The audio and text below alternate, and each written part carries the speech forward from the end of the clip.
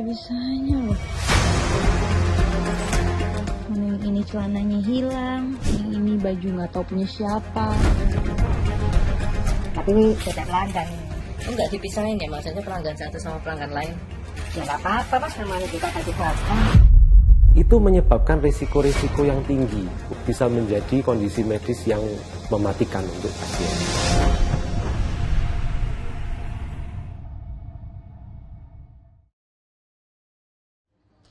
Banyak gak di antara kita yang gak punya ART alias asisten rumah tangga? Nah, biasanya kerjaan nyuci sama nyetrika jadi PR banget tuh. Tapi jangan sedih. Sekarang baju kotor kita tinggal diborongin ke laundry, mau yang konvensional atau modern, mahal atau murah, tinggal dipilih. Beres deh masalah. Tapi tahu nggak? Ada juga segelintir penyedia jasa laundry yang bikin stres, ngecewain dan ngerugiin customer-nya loh. Kayak gimana sampai bikin rugi? Nah, biar clear, tonton ya. Cermati jasa laundry Obral Janji. Panas, berdebu, dan polusi kendaraan di jalanan pastinya membuat pakaian yang kita pakai jadi kotor dan bau apek. Jasa usaha laundry seperti ini bantu banget bagi mereka yang malas ataupun sibuk nggak punya waktu buat nyuci pakaian sendiri. Tapi gini ya, saran loh ini. Tetap pilih-pilih ya kalau mau nge-laundryin pakaian ente-ente semua. Jangan sampai ketiban masalah setelah pakaian selesai dicuci sama jasa laundry. Hah? Emang ada yang begitu?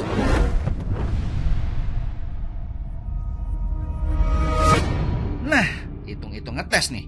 Kami coba pancing dengan pakaian kotor salah satu pelanggan laundry kiloan yang juga pernah jadi korban ketiban apes, di mana pakaiannya sempat hilang di salah satu jasa laundry kiloan. Berarti ini mau di laundry rencananya ya mas? Di laundry ya, Laundry. laundry yang itu. Oh, Ya, aku pernah kehilangan mas di situ. Nah, saya cek lagi, saya coba lagi ini akan hilang nggak? Ini baju saya masih satu. Kaos ini ya, karena abu-abu karena hitam. Ini udah saya tandai semua ya mas. Nah, 7. Kaos saya ini 7 mas ya. iya. Karena pendek saya 1. Karena pendek saya 1.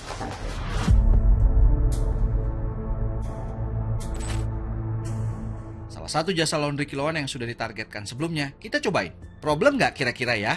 Ya mas, ditenang dulu ya mas ya.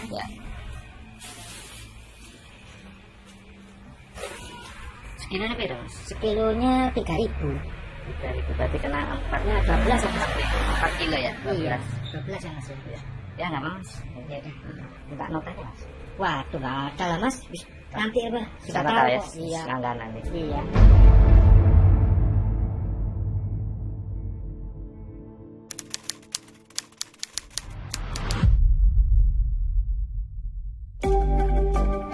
Besokannya kami balik lagi ke tukang laundry untuk mengambil pakaian yang kami cuci kemarin. Mas. Ya mas. Mandra tuh jasa saya mas. Oh sudah mas. Berapa kemarin mas? Kemarin 4 kilo mas ya maksudnya ya. Jadi 4 kilo. 12 itu mas. Ya mas, mas. Oh ya. Cepat dan tergolong murah sih nyuci pakaian di sini. Bikin penasaran hasilnya kayak gimana?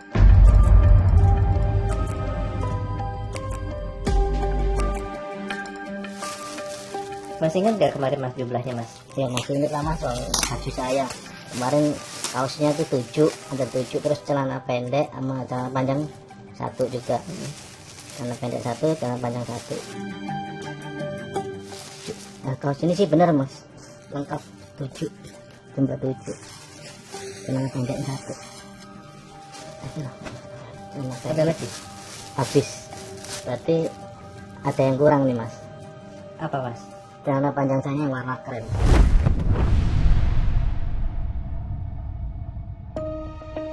Nah, yang gini-gini nih yang kadang suka bikin emosi.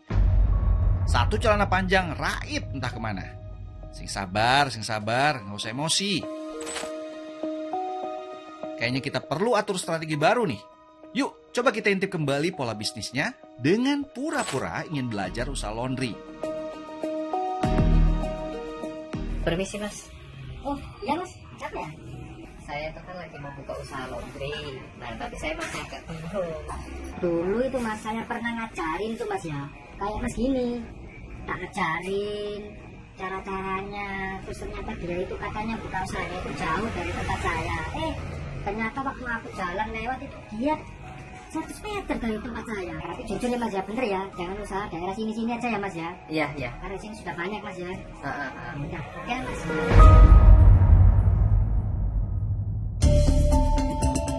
Hari berikutnya kami kembali ke rumah si pengusaha cuci pakaian kiloan ini. Wah, momennya ngepas banget. Si pemilik laundry kiloan lagi sibuk nyuci pakaian pelanggannya. Obrolan ringan tapi dengan jurus sedikit ngulik dilancarkan. Nggak dipisah-pisahin juga ini mas, maksudnya yang pakaian warna ataupun pakaian hitam. Nggak usah mas, langsung jadikan satu aja. Tapi nggak, nanti kalau kelunturan gimana mas? Ya nggak mungkin lah, tapi kan sebenarnya kan juga sedikit.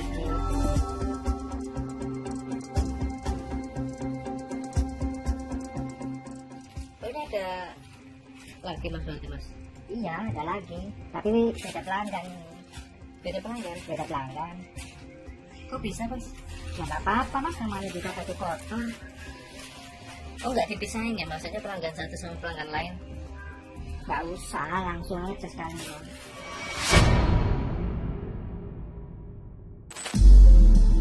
Ini kalau pelanggannya lihat sih bete pastinya, agak ngaco cara nyuci pakaiannya. Kayak nggak mau ribet gitu. Mau pakaian warna kek, putih kek, main campur aja. Udah gitu yang rada bikin ngeri, pakaian pelanggan nggak dibedain, nyampur semua.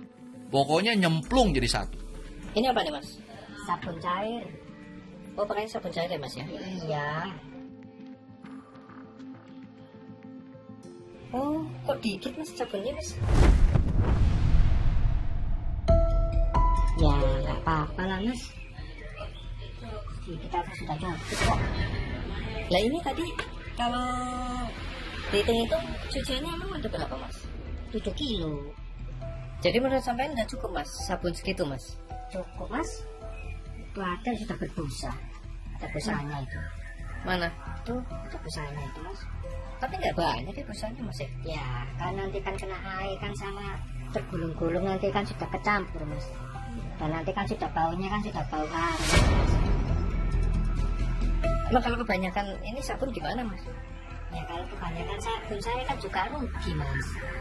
Beli sabunnya aja 12.000. Tuh, ampun dah, ngasih sabun kok pelit amat sih. Ini kan masalahnya ada keringat orang yang nyampur di situ. Belum lagi kotoran lainnya. Yalah bos.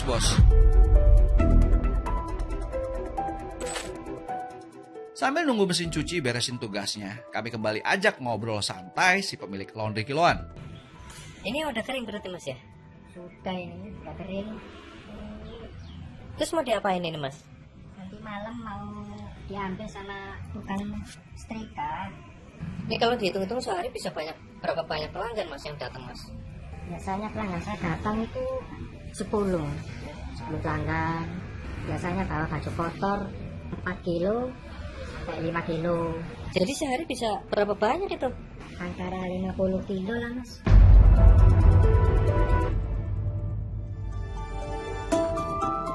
Baru ngobrol bentar dan coba geser untuk ngecek ke proses pencucian sebelumnya. Mesin cuci tiba-tiba membuang air dalam tabung secara otomatis. Loh ini udah ini ya mas ya? Airnya udah keluar ya mas ya? Sudah. Ini kalau dihitung-hitung tadi berapa menit mas? Kayaknya cuma sebentar ya? Ini tadi saya 10 menit. Saya usaha seperti ini kan sudah lama juga. Dan pelanggan-pelanggan gak ada yang komen. Baju bersih, harum, catu-catu nggak ada itu mah yang kotor atau keplek-keplek gitu. Ini aja belum bersihkan. Ini juga, itu juga. Ya toh, apalagi yang di dalam itu juga sudah banyak itu. Ini ada mesin satu lagi mas, cuma rusak ini toh. Seriusan nih, nyuci baju pelanggan cuma bentaran doang. Emang bisa bersih ya? Kalau ngecek tampilan luar sih kelihatan bersih, tapi kalau ngomongin soal higienitas, siapa yang mau tanggung jawab? Bisa-bisa para pelanggan yang ketiban buntungnya. Apalagi nyucinya keroyokan bareng pakaian orang lain yang nggak tahu riwayatnya. punya penyakit menular apa enggak.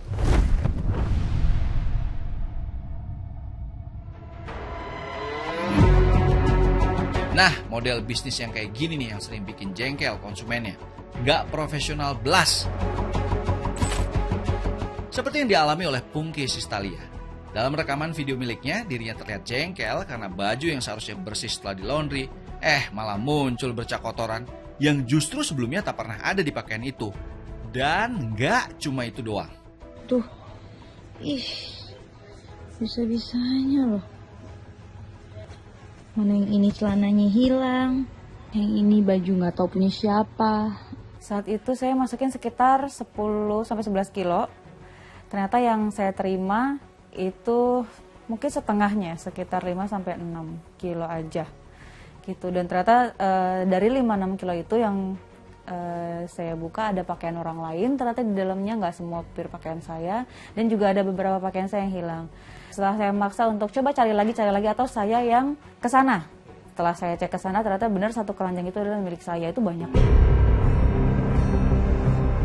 Hampir 10-15 item yang milik saya yang ternyata hilang. Ini adalah laundryan cucian orang yang terbawa ke tempat saya. Terbawa ke tempat saya segini banyak. Dan pihak laundry sampai dengan hari ini belum mengkonfirmasi apapun ke saya kalau ada baju orang lain yang tertinggal di saya atau enggak gitu. Oke, paling kurang kita tahu cara kerja tukang cuci pakaian yang dari kacamata kami, ini salah satu oknum yang kurang bertanggung jawab dan hanya memberikan pelayanan seadanya kepada konsumen. Baru satu sampel loh ini, terus yang lainnya gimana ya?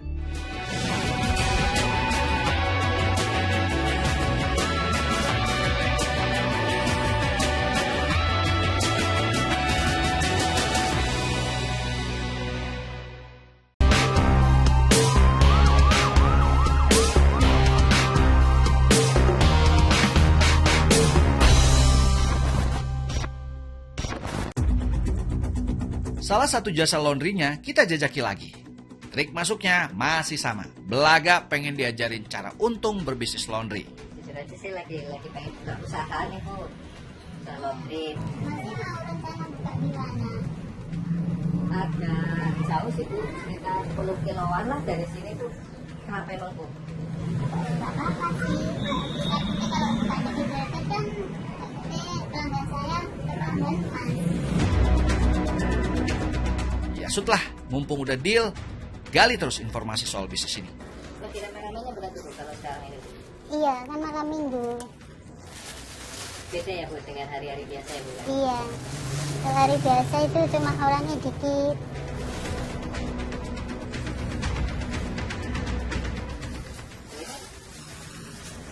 Punya pelanggan yang sama Bu?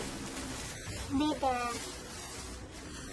Oh, beda sama yang tadi yang ini yang barusan dimaksud? Iya, yang barusan. Kenapa nggak dipisahin sendiri-sendiri Bu? Nanti kalau dipisahin, saya yang rugi. Kalau tadi ditimbang emang berapa Bu yang 2 kilo. yang awal? 2 kilo. Kalau yang ini? Ini 2 kilo juga. Ini mah nggak jauh beda model nyucinya dengan yang sebelumnya. Nyampurin pakaian pelanggan jadi satu, masih jadi alasan soal efisiensi proses pencucian. Terus takaran sabunnya gimana ya?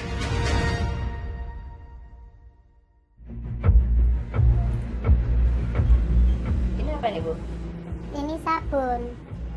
Oh, Sabun pakainya cair. Oh, pakainya sabun cair ya Bu ya? Iya. Berapa banyak Bu? 5 kilo. 5 kilo ya Bu ya? Iya. Tapi sabunnya kok sedikit banget ya Bu ya tadi? Iya, nanti kalau banyak-banyak saya yang rugi. Soalnya kan sabun mahal. Ini kan 4 mesin. Kalau 4 mesin kan 4 liter sehari. Soalnya 1 liter gini loh, harganya 13.000 Mas. 13.000 ya? Iya, kalau 4 liter kan udah 52.000. Kalau sampai penuh kan berapa banyak uangnya? Kan jadi 100 lebih. Saya nggak dapat apa-apa, rugi. Kalau diperhatikan baik-baik, penggunaan sabun kali ini sih agak mendingan dari sebelumnya. Meski ditakar, ya cuma tetap aja main agak pelit soal penggunaan sabun. Takaran sabun cair dan lamanya waktu pencucian dengan mesin seperti ini memang menjadi hal krusial untuk menentukan hasil akhir dari proses pencucian pakaian. Tapi lagi-lagi, waktu mencuci tetap singkat.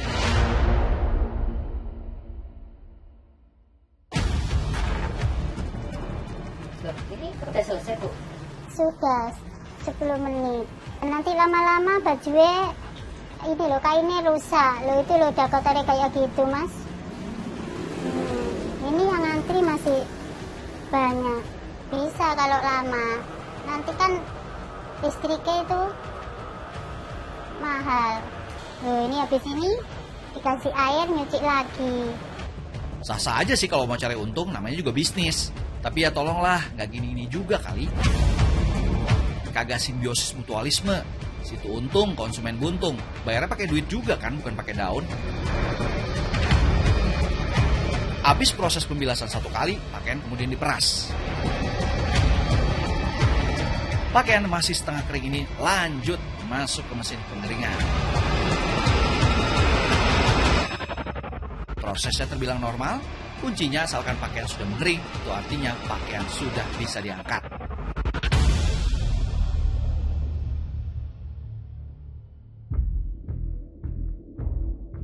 Sambil nunggu proses pengeringan, tidak mau berleha-leha, si ibu langsung gercep, alias gerak cepat, ambil kegiatan lain, setrika pakaian pelanggan yang akan diambil sore hari.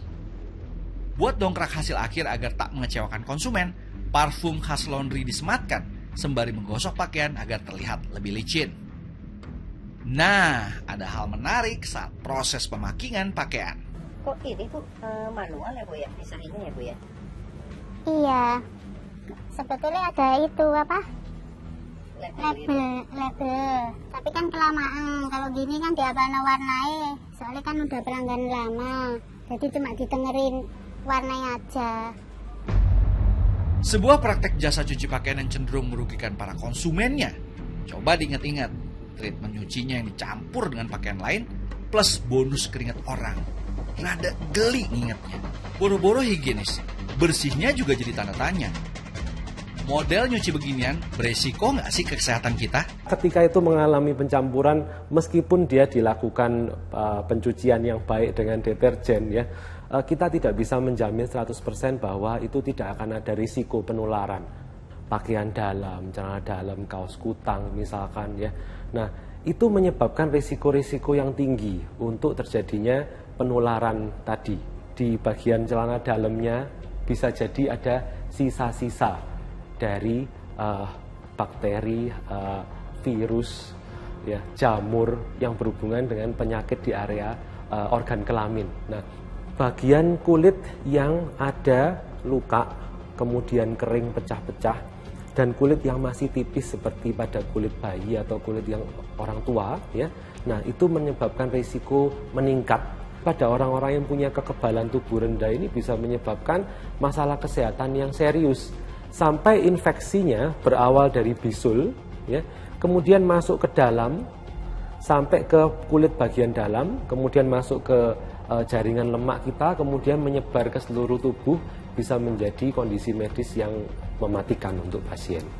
Personal hygiene itu semua barang-barang yang kita pakai untuk aktivitas sehari-hari, mulai dari handuk, pakaian dalam, ya, kemudian hal-hal pribadi, ya, itu sebaiknya tidak dipakai antar satu orang dengan orang lainnya.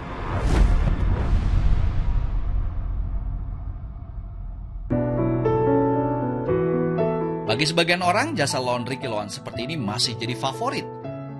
Selain lebih praktis dan harga yang cenderung terjangkau, ini bisnis yang bantu banget ke segala kalangan, asal pemilihan laundrynya harus tepat. Ambil contoh usaha laundry milik Ismanu ini. Bisnis yang sudah dirintis sejak 10 tahun lebih, konsisten utamakan faktor kualitas. Pemilihan pakaian berwarna terang dan gelap juga selalu dilakukan dengan teliti untuk mengurangi resiko luntur pakaian sebelum proses pencucian dimulai.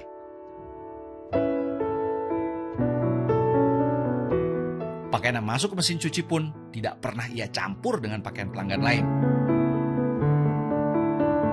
Bahkan penggunaan deterjen pakaiannya pun tidak sembarangan. Ada racikan khusus yang bisa membuat pakaian konsumennya bersih maksimal. Kita kasih ini untuk warnanya biar nggak gampang pudar. Sama kita kasih deterjennya 2 strip. Berarti memang harus itu ya Pak, harus ada 2 deterjen ya Pak ya? Iya, harus ada 2 deterjen. Kenapa itu Pak?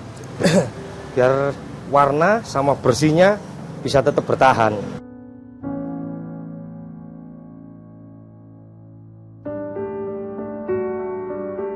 Ia juga memaksimalkan proses pencucian minimal di atas 50 menit lamanya. Nggak lain nggak bukan, biar hasil cucian bersih maksimal. Tidak hanya itu, saking seriusnya dalam menjalankan bisnis ini, proses pengeringan pakaian para pelanggan tidak hanya mengandalkan panas matahari. Ia bahkan merancang ruangan khusus pengering pakaian dengan blower pemanas api. Dari proses pencucian, proses pengeringan, proses trika, itu sudah kita perhitungkan. Jadi dalam 150 sampai 200 kilo, 2 hari, paling lama 2 hari harus selesai semua. Saya usaha sudah lama ya, lebih dari 10 tahun. Pelanggan saya juga makin lama makin banyak. Jangan sampai mutu yang sudah saya kerjakan ini membuat kecewa pelanggan kami, kan begitu.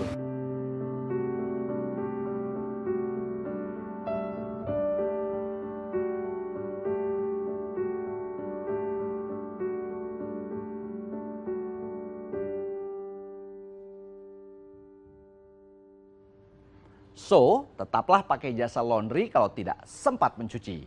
Banyak kok laundry bagus berkualitas dengan harga yang masuk akal. Poinnya, jangan disamaratakan ya. Ya, hati-hati aja milih laundry yang akan kita pakai jasanya.